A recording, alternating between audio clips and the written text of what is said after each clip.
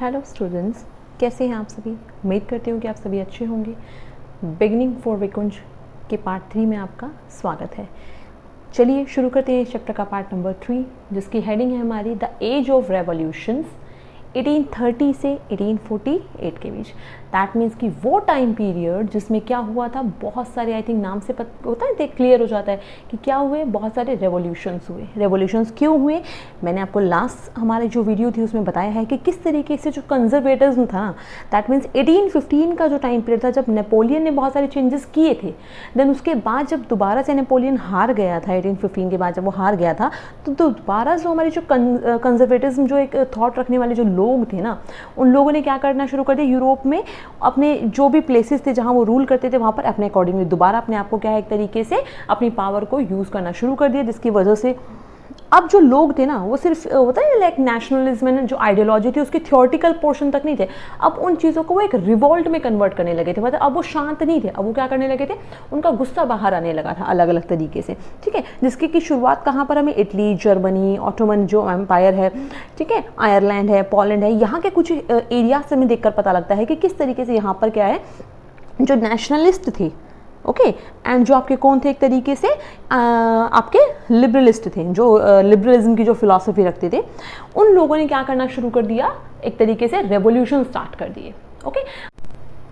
Okay तो अब यहाँ पे जो रेवोल्यूशन स्टार्ट हुए, इस रेवोल्यूशन को स्टार्ट करने के लिए एक तरीके से इसमें कौन कौन से ऐसे ग्रुप थे जिन्होंने इसको लीडअप किया, दैट मीन्स को आगे बढ़ाया, उसमें अधिकतर कौन थे, आपके मिडिल क्लास एडुकेटेड लोग, दैट मीन्स वो पढ़े लिखे लोग जिनको कि मतलब देखकर पता लगता था कि सोसाइटी में कितनी इनइक्वालिटी है, कितना अनजस्टिस है। ठीक है, तो इसमें प्रोफेसर्स हैं, स्कूल टीचर्स हैं, क्लर्क हैं, ट्रेडर्स हैं, इन सब ने क्या करना शुरू कर दिया, बड़े आगे बढ़ चढ़कर इसके अंदर हिस्सा लिया।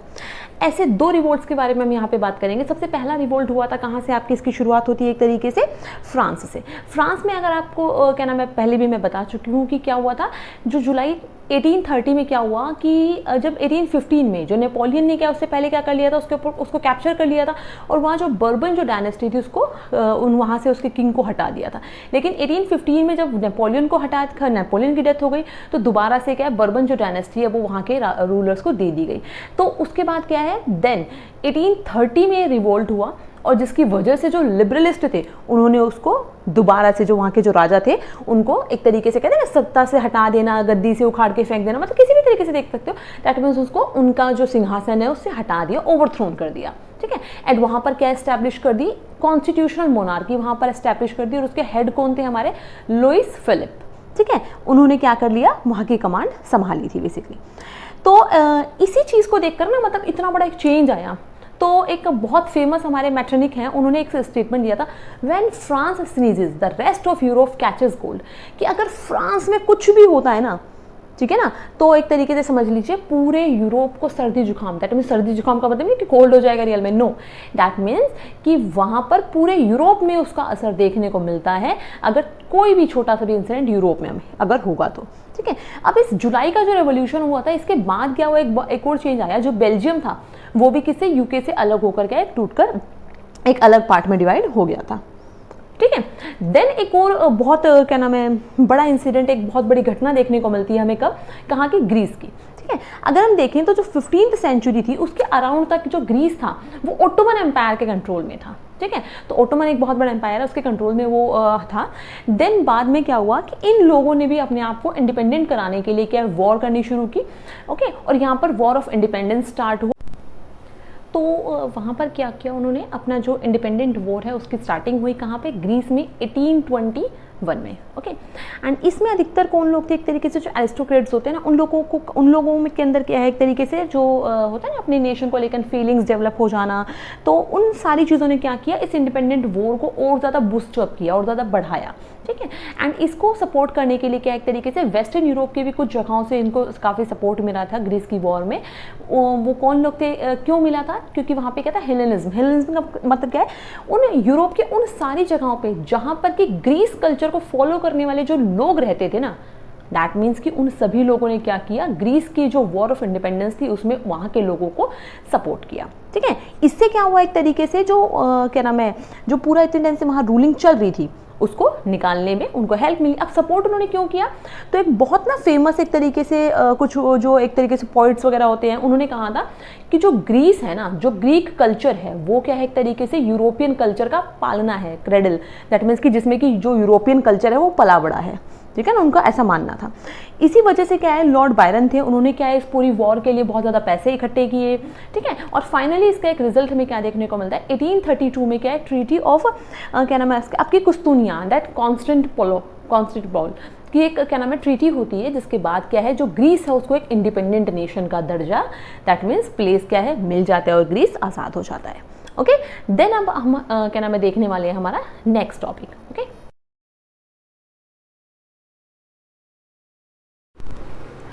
तो अभी हम क्या नाम है जो हमारा पार्ट 3 है द एज ऑफ रेवोल्यूशंस, इसका जो फर्स्ट टॉपिक है उसकी बात कर रहे हैं ना, तो उसमें हमारा क्या है कि रोमांटिक इमेजिनेशन दैट मीन्स रूमानीवाद, ओके, एंड नेशनल फीलिंग, ठीक है। तो अगर हम देखें ना, तो आप कितने भी युद्ध लड़ लीजिए,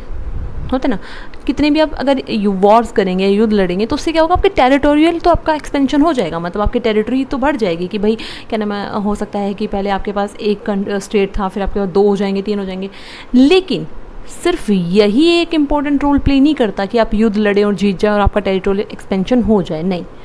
आपको क्या एक तरीके से जो वहाँ का कल्चर है ना वो भी बहुत इंपॉर्टेंट रोल प्ले करता है किसी भी टेरिटोरियल एक्सपेंशन में। ओके, तो इसी चीज़ पर क्या है जो आपके रोमांटिक जो थे ना, एक तरीके से उन्होंने क्या किया है, कुछ चीज़ों को क्रिटिसाइज़ किया है कि वो क्या कहते थे, डिबेट्स को, साइंस एंड टेक्नोलॉजी को, इन सारी चीज़ों को वो नहीं मानते थे, उन्होंने उसकी क्या की, एक तरीके से आलोचना की है, मतलब वो पसंद नहीं करते थे। ओके, तो इसकी जगह पे वो किस चीज़ पे फोकस करते थे, दैट मीन्स उनका मानना क्या था, एक तरीके से चीज़ें क्या हो, मिस्टीरियस हों, रहस्यवादी हों, एक तरीके से इमोशनल हों, जो क्या करे एक पर्टिकुलर पूरे ग्रुप को आपस में जोड़ने का काम करे, अटैच करके रखे। क्लियर है, तो इसी तरीके से क्या है यहाँ पर बताया गया है। तो इसी में क्या है, जॉन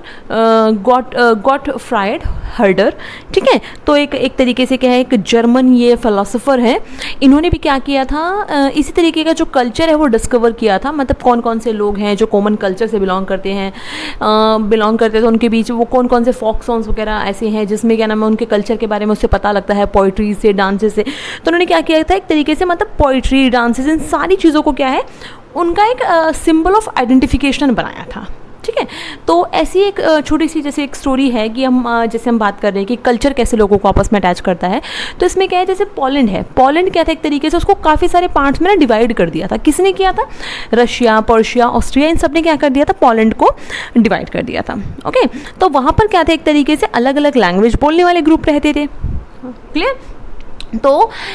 उसको डिवाइड कर दिया था, उसके बाद भी क्या है वहाँ के लोगों ने हार नहीं मानी, और क्या है एक तरीके से जो वहाँ पे एक रशियन डोमिनेंस वहाँ पे क्रिएट हो गया था, उसके अगेंस्ट उन्होंने क्या अपनी वॉइस राइज अप वो करते रहे, जिसमें कैरोल क्रोस्पुंस्की क्या है एक तरीके से बताते हैं कि उनका जो स्ट्रगल चला था ना उसको उन्होंने भी सपोर्ट किया था, जैसे जो उनके ओपरास थे, म्यूज़िक जो थे, एक तरीके से उसको उन्होंने टर्न ओवर किया, मतलब उनको एक तरीके से कन्वर्ट कर दिया। क्यों किया, क्योंकि अब आपको पता है ज़्यादा कई बार क्या होता है, उस टाइम पे अधिकतर लोग पढ़े लिखे नहीं थे, तो अब पढ़े लिखे नहीं है तो हर कोई क्या नाम है, ऐसा नहीं है ना कि चीज़ों को पढ़कर लिख कर समझ जाएगा, नहीं, अब नेशनल फीलिंग तो डेवलप उनमें भी करनी है, तो उसके लिए हम क्या करते हैं, उनके कल्चर से रिलेटेड ना एक तरीके से उनको फोक सॉन्ग सुनाए जाते हैं, है ना, ऐसी फोक पोइट्री सुनाई जाती है, जैसे आपके भी जहाँ से भी आप रिलेट करते होंगे तो आप भी देखते होंगे आपके यहाँ के कुछ फोक सॉन्ग्स होते हैं, स्टोरीज होती हैं जिनको कि हम सुनते हैं तो हमें क्या लगता है, भाई हाँ ये हमारे कल्चर से बिलोंग करती है, हमारे रिलीजन से बिलोंग करती है, तो ऐसी बहुत सारी चीज़ें हैं, तो हम उनसे क्या करते हैं, ऑटोमेटिकली भले ही हमने उनको ना देखा हो हम अटैच फील कर जाते हैं। क्लियर, तो ऐसा ही वहाँ पर हुआ था, तो उन्होंने यही किया जिससे कि ज़्यादा से ज़्यादा लोग वहाँ पर उनसे जुड़ जाएं। ओके, एंड देन जब उसके बाद क्या हुआ, जो उन्होंने एक तरीके से जो लैंग्वेज है इसका रोल कैसे देखने को मिलता है कि जो रशियन डोमिनेंस जब वहाँ पर था तो उन लोगों ने क्या है, बहुत बार जब क्या नाम है पॉलिश लोगों ने एक तरीके से विरोध किया, रिवोल्ट किए, तो उन्होंने क्या कर दिया, रशियन लोगों ने उनको हमेशा दबाने की कोशिश की और कभी भी उनको ऊपर उठने नहीं दिया, और क्या नाम है हमेशा उनको कुचल दिया, मतलब उनका जितने भी जो उनके रिवोल्ट्स थे उनको सप्रेस कर दिया। ठीक है, लेकिन तब भी अब इसमें जैसे कि ये कहा जाता था कि चर्च में मना किया था कि आप कहीं पर भी पॉलिश लैंग्वेज वो लोग अपनी यूज़ नहीं कर सकते थे। दैट मीन्स जो पोलैंड के जो लोग हैं वो अपनी ही कंट्री में अपनी लैंग्वेज यूज़ नहीं कर सकते, उनको क्या एक तरीके से रशियन लैंग्वेज यूज़ वहाँ पे करनी पड़ेगी बेसिकली, ठीक है। तो ये कहा गया, लेकिन तब भी क्या है, वहाँ के जो प्रिस्ट वगैरह थे उन सबने हार नहीं मानी। वो चर्च वगैरह में जो गैदरिंग्स होती थी, होता है ना, प्रेयर्स होती थी, प्रेयर मीट, उसमें वो अपनी लैंग्वेज यूज़ करते थे। तो इसके रिवर्स में क्या करते थे, जो रशिया के जो लोग थे उन्होंने क्या किया, जो प्रिस्ट थे इन सबको क्या कर दिया, उठाकर जेल में डाल दिया, ठीक है ना। लेकिन तब भी क्या है, उन्होंने जो लैंग्वेज है पॉलिश लैंग्वेज, उसको अपना एक तरीके से रिवोल्ट का एक सिंबल बना के रखा, जिससे कि वो लोग आपस में अपने आप को अटैच फील करते थे। तो बेसिकली क्या एक तरीके से अगर किसी कंट्री के लोगों में नेशनल फीलिंग डेवलप करनी है तो उनको उनके कल्चर से जोड़ना ज़रूरी है, ठीक है। तो आपको ये चीज़ ध्यान रखनी है। तो इस तरीके से क्या हुआ कि अब इसका सेकंड पार्ट देखते हैं, दैट मीन्स कि hunger, hardship and popular revolt, ठीक है। तो यहाँ पर हम कुछ फेमस रिवोल्ट के बारे में भी पढ़ेंगे आपका, ठीक है, जो यहाँ पर हुए थे आपके यूरोप में कुछ प्लेसेस पे। तो 1830 का जो टाइम पीरियड था ना, वो यूरोप के लिए बहुत ज़्यादा प्रॉब्लमेटिक था। मतलब उस टाइम पीरियड पे समझ लीजिए यूरोप को बहुत सारी कठिनाइयाँ क्या है, प्रॉब्लम्स क्या है, फेस करनी पड़ी थी। अब क्यों फेस करनी पड़ी प्रॉब्लम, इसके पीछे कुछ कारण थे, जिसमें कि कुछ मेन कारण कौन से थे।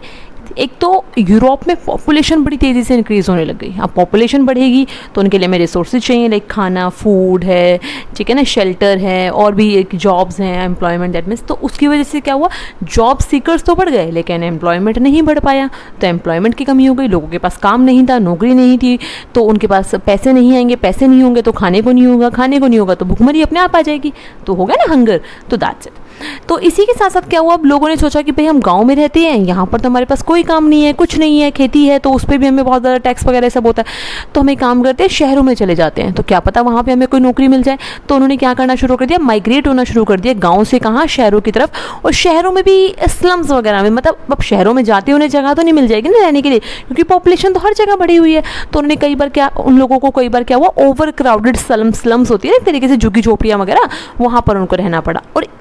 देन उसके बाद क्या हुआ, जो इंग्लैंड है, मैंने आपको पहले भी बताया था कि इंग्लैंड में क्या एक तरीके से इंडस्ट्रियलाइजेशन बहुत पहले आ गया था। अब इंडस्ट्रियलाइजेशन आया था तो उसकी वजह से क्या है, वहाँ पे चेंजेस भी देखने को मिले। लेकिन जो टेक्सटाइल इंडस्ट्री थी ना, उसको बहुत ज़्यादा सफ़र करना पड़ा। क्यों, क्योंकि टेक्सटाइल इंडस्ट्री में जो भी कपड़े बनाने का जो काम है वो छोटे छोटे इंडस्ट्रियलिस्ट के द्वारा होता था, ठीक है ना, बड़े लेवल पर नहीं हो पाता था, तो उनको प्रॉब्लम फेस करनी पड़ी, उनको बड़ा कॉम्पिटिशन फेस करना पड़ता था, ठीक है। अब इसके अलावा जो पीजेंट्स थे उनको स्ट्रगल करना पड़ता था, फ्यूडल ड्यूज़ वगैरह, मतलब एक तरीके से उनको टैक्सेस देने पड़ते थे, और बहुत सारी भी क्या एक तरीके से जिम्मेदारियां उनके ऊपर थी, जिसके के बोझ की वजह से या फिर जिसकी वजह से क्या, उसके ओवर बर्डन की वजह से क्या एक तरीके से उनको काफ़ी प्रॉब्लम होती थी। अब धीरे धीरे जैसे ही क्या है, अब क्या नाम है, एक तरीके से पॉपुलेशन बढ़ रही है, ये सब हो रहा है, तो इससे क्या हुआ, जो फूड प्राइसेस थे वो धीरे धीरे बढ़ने लगे। अब क्या होता था, कई बार जो एक तरीके से जो क्रॉप फेलियर है वो भी होने लगा, और कई बार तो ऐसी कंडीशन आती थी कि ये हो जाता था कि लोगों के पास क्या है, भूखे मरने के हालात, एक तरीके से सिचुएशन क्या है वैसी क्रिएट हो जाती थी। ओके, तो ये कुछ मेन फैक्टर्स थे जो क्या है 1830 में क्या है कारण बने थे, किसके पीछे, हंगर के पीछे। अब हंगर है तो ऑब्वियस है कि क्या होगा, एक तरीके से लोग कब तक भूखे रहेंगे, होता है ना, गुस्सा तो निकल कर सामने आना ही था। तो इसी का एक क्या नाम है फेमस 2 रिवोल्ट यहाँ पे आपकी बुक में दिए गए हैं। पहला है 1848 में क्या है, पेरिस में हुआ था। यहाँ पे क्या हुआ, अब लोग क्या है बहुत टाइम ना थक चुके थे, मतलब गवर्नमेंट पे भरोसा करते करते, तो क्या नाम है एक तरीके से, तो वहाँ पे क्या हुआ, लोगों ने अब घरों से निकलकर सड़कों पे आना शुरू कर दिया कि बहुत हो गया भाई राजा का, ठीक है। और इसी वजह से अब राजा ने देखा कि लोग सड़कों पर आ गए, तो राजा को क्या हुआ, एक तरीके से भागना पड़ा। दैट मीन्स कि वहाँ पे जो लुइस फिलिप थे, फिलिप वहाँ के लीडर थे, उनको वहाँ से क्या है एक तरीके से भागना पड़ा कंट्री को छोड़कर। और वहाँ की जो नेशनल असेंबली थी, उन्होंने क्या है कुछ एक तरीके से प्रोक्लेम्ड अ रिपब्लिक, वहाँ उसको रिपब्लिक अनाउंस कर दिया और कुछ घोषणाएं की, कुछ अनाउंसमेंट की। पहली तो क्या थी, एक तरीके से जितने भी लोग 21 की एज के हैं ना, उन सभी मेल्स को क्या मिल जाएगा, वोट देने का राइट। इसके अलावा कुछ इंडस्ट्रीज ऐसी सेटअप की जाएंगी, कारखाने बनाए जाएंगे जहां पर कि लोगों को नौकरियां मिल सके, ठीक है ना, मतलब एक तरीके से जॉब अपॉर्चुनिटीज क्रिएट हो सके। इसके अलावा लोगों को गारंटी दी गई कि भाई हम आपको नौकरी देंगे ही देंगे, क्लियर। तो ऐसी कुछ एक चीज़ें वहाँ पर हुई थी। अब इसके अलावा क्या हुआ कि एक और क्या नाम है हमें देखने को मिलता है, ऐसा ही एक रिवोल्ट कहाँ पर देखने को मिलता है, 1848 में क्या है वीवर्स ने किया था, कहाँ पे, सिलेसिया में, ठीक है। यहाँ पर क्या एक तरीके से कुछ कॉन्ट्रैक्टर्स थे, वो क्या करते थे, क्या नाम है, लोगों से काम तो करवा लेते थे, ओके उनसे दैट मीन्स कि उनसे रॉ मटेरियल ले लेते थे, कच्चा सामान ले लेते थे, रॉ मटेरियल। जैसे अगर हमें कॉटन क्लॉथ्स बनाने हैं तो cotton as a raw material है, तो कॉटन ले लेते थे और उनको क्या एक तरीके से उसके सही रेट उनके लिए नहीं देते थे, उनको बहुत कम रेट देते थे, जिसकी वजह से क्या है लोगों को प्रॉब्लम होती थी। और यही क्या है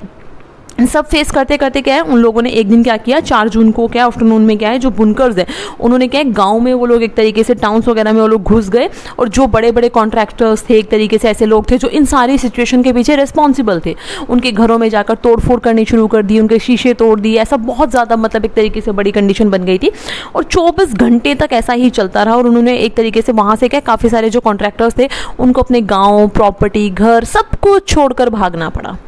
ठीक है ना। एंड देन तब क्या है एक तरीके से उन लोगों ने क्या है जितना जो लोग वहाँ पर थे ना एक तरीके से जो वीवर्स थे जिन्होंने अटैक किया था उनको वो जो चीज़ें वो लूट सकते थे उन्होंने लूट लिए, और जो क्या नाम है कॉन्ट्रैक्टर्स उनको पड़ोस के गाँव में जाकर क्या एक तरीके से शेल्टर मतलब शरण लेनी पड़ी थी और वहाँ पर उनको रहना पड़ा था,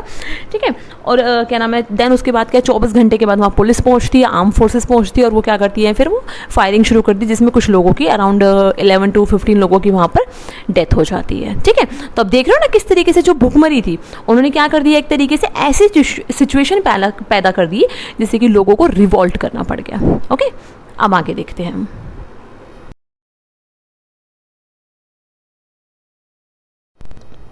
तो स्टूडेंट्स आपने देखा कि किस तरीके से क्या नाम है यूरोप के काफ़ी हिस्सों में क्या भुखमरी आ गई थी, ठीक है, और उसकी वजह से रिवोल्ट होने शुरू हुए। तो इन्हीं कंडीशन का क्या है काफ़ी ज़्यादा फ़ायदा उठाया गया, मतलब किन लोगों ने क्या नाम है लिबरल्स ने उठाया। किस सेंस में, मतलब ऐसे नेगेटिव मैनर में, पॉजिटिव मैनर में भी उठाया था। तो उन्होंने देखा कि किस तरीके से क्या यूरोप के बाकी जगहों पर क्या बाकी देशों में क्या है गरीबी और बेरोज़गारी की वजह से क्या है वहाँ पर क्या नाम है जो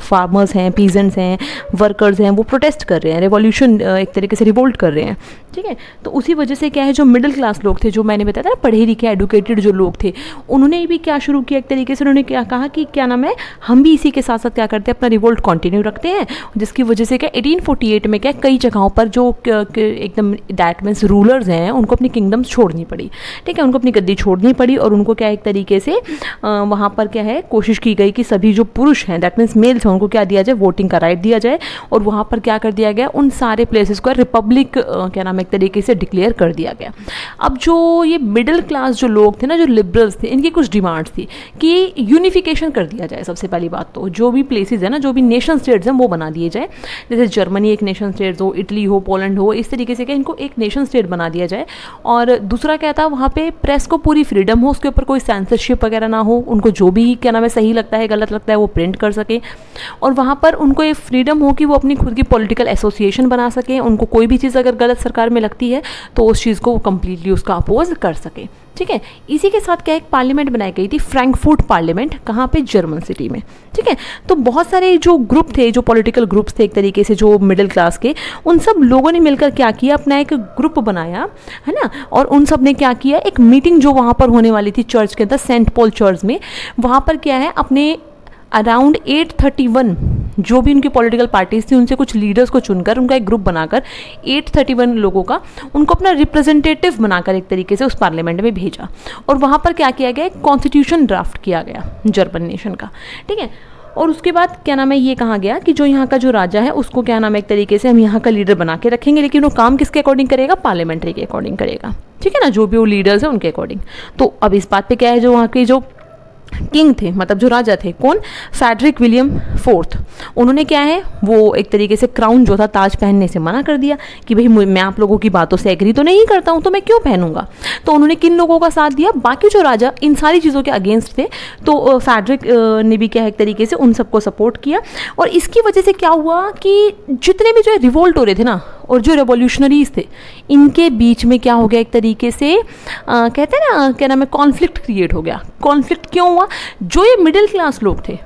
ये क्या थे एक तरीके से जो इनसे नीचे थे, दैट मीन्स कि जो अनएडुकेटेड थे, वर्कर्स थे, ये उन लोगों को सपोर्ट नहीं करते थे, ये उनकी डिमांड्स को नहीं मानना चाहते थे, ये उनकी डिमांड्स को वहाँ पर रखना नहीं चाहते थे। तो अब नहीं रखोगे तो ऑब्वियस है ना, यूनिटी तो नहीं होगी। तो इस वजह से क्या हुआ, उन लोगों ने इनको क्या कर दिया, सपोर्ट करने से मना कर दिया। तो ये अपने आप इनके जो ग्रुप थे वो टूट गए, ठीक है। इसकी वजह से क्या, एरिस्टोक्रेट्स ने भी सपोर्ट नहीं किया, मिलिट्री का भी एक तरीके से जो अपोज था वो बढ़ता चला गया। तो इसकी वजह से क्या हुआ, ये लोग काफ़ी वीक हो गए। और जो लिबरलिस्ट जो थे एक तरीके से जो रिवोल्ट रिवोल्ट करते थे पहले से, जो एक तरीके से जो लिबरल आइडियोलॉजी को फॉलो कर रहे थे, हर जगह पे जिन्होंने रिवोल्ट किया ही है, जो क्या नाम है इस टाइम पे भी कर रहे थे, जो लाइक मिडिल क्लास जो लोग हैं, ये एक तरीके से लिबरलिस्ट ही है, लिबरल आइडियोलॉजी को फॉलो करते हैं, लिबरलिज्म को फॉलो करते हैं, ठीक है। अब इसमें क्या है, मेल फीमेल दैट मीन्स महिलाएं भी थी, लेकिन उनको अभी तक भी कोई भी पॉलिटिकल राइट इसमें नहीं मिला था। और जो पार्लियामेंट भी हुई थी ना, जहाँ पर ये 831 मेंबर्स गए थे एज ए रिप्रेजेंटेटिव, सबसे एक अमेजिंग थिंग क्या थी, इसमें कोई भी फीमेल थी ही नहीं, ठीक है ना। मतलब फीमेल्स हर जगह प्रोटेस्ट में तुम्हारे साथ है, हर चीज़ में साथ है, लेकिन इस तरीके की कोई भी चीज़ हो रही है, कोई मीटिंग हो रही है, तो उसमें क्या नाम है एक तरीके से वुमेन्स को क्या है, कोई राइट नहीं है बोलने का। हाँ, बस ये था कि आप पार्लियामेंट में जा सकते हो, लेकिन पीछे खड़े रहोगे। आपके पिक में बुक में एक पिक दी गई है, उसमें दिखाया गया कि पीछे ये लोग क्या है, जो ऊपर ना फीमेल से सिर्फ खड़ी है, मतलब आप एक एज अ स्टैचू खड़े हो जाओ, बात मतलब आप सुनते रहो, आपको अपनी बात कोई रखने का राइट वहाँ पर नहीं है, ठीक है। लेकिन एक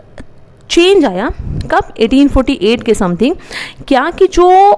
अब एक तरीके से जो क्या नाम है, जो एक किंगडम्स के जो रूलर्स थे ना, वो एक चीज़ समझ चुके थे, क्या कि हमें क्या थोड़ा बहुत क्या एक तरीके से जो लिबरलिस्ट आइडियोलॉजी को फॉलो करने वाले जो लोग हैं ना, जो वो डिमांड्स रख रहे हैं, उनको मानना पड़ेगा, ठीक है ना। तो यूरोप के कुछ पोर्शंस में क्या है, इसी तरीके के चेंजेस वहाँ पर किए गए, ठीक है। जैसे वहाँ पर क्या है, सर्फडम और जो बॉन्डेड लेबर जो होता है ना एक तरीके से, उनको ख़त्म किया गया, ठीक है ना। वहाँ पर क्या है, लोगों को उनकी खुद की स्वायत्ता, दैट मीन्स उनको क्या एक तरीके से फ्री रखा गया, ठीक है। और क्या है एक तरीके से उनको भी क्या है फ्रीली वहाँ पर रहने की कोशिश, और एक मतलब उनको मौका दिया गया, जैसा कि 1815 से पहले वहाँ पर था ना, मैंने बताया था नेपोलियन ने रखा था, नेपोलियन कोड में, तो वैसे ही कुछ चेंजेस क्या वहाँ पे हंगेरियंस में भी क्या ऐसे ही कुछ ऑटोनॉमी क्या नाम है ग्रांट कर दी गई, ठीक है। तो इस तरीके के चेंजेस क्या हमें वहाँ पर देखने को मिलते हैं, ठीक है। अब हम क्या है नेक्स्ट अपना क्या नाम है देखेंगे कि किस तरीके से यूनिफिकेशन हुआ था जर्मनी एंड इटली का। इसी के साथ ये वीडियो हम यहाँ पर ख़त्म करते हैं। हो सकता है वीडियो लंबी हो, लेकिन अगर स्टूडेंट्स आप इन वीडियो को पूरा देखेंगे ना, तो आपको एज अ स्टोरी सारी चीज़ें बड़े अच्छे से समझ में आएंगी और आपको अपने एग्जाम्स में कोई भी प्रॉब्लम फेस करनी नहीं पड़ेगी। So thank you so much. इसको जितना हो सके उतना शेयर कीजिए। Okay, good luck students.